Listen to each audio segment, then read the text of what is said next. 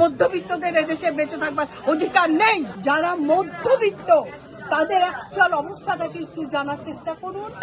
তারা কিন্তু 10 দুয়ারে গেলে 4 দুয়ার 5 দুয়ারে পাচ্ছে, বাট আমাদের মতো যারা মিডল ক্লাস তারা কিন্তু হাত পাততে পারছে না, চুরি করতে পারছে না।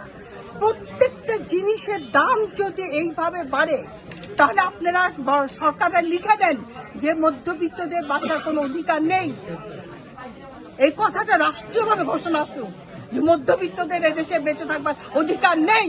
আর যদি অধিকার থেকে থাকে সে অধিকারটা যাতে নিশ্চিত হয় কাইন্ডলি আপনাদের মাধ্যমে সেটুকু সরকারের কাছে পৌঁছাবেন।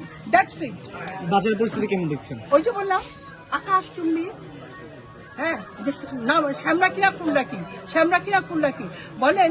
ব্রয়লার মুরগি যদি 200 টাকা 220 টাকা 240 টাকা হয়, যে মানুষটা 3 বাসা 4 বাসা কাজ করে খায়, ওর পক্ষে কি সম্ভব একটা মুরগির সাথে চাল আপনি কিনতে 75 টাকা 70 টাকা কেজি?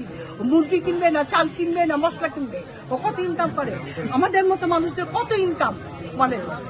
সরকার এখন কি করতে পারে? হ্যাঁ, সরকার একটাই করতে পারে, বাজার নিয়ন্ত্রণ। বাজার, আমি কোনো যুদ্ধ বিগ্রহ চাচ্ছি না, কোনো হানাহানি না, কিচ্ছু না। যেভাবে বাজারটা নিয়ন্ত্রণ করা যায় দরকার হলে সরকারকে অনেক বেশি কথা বলতে হবে।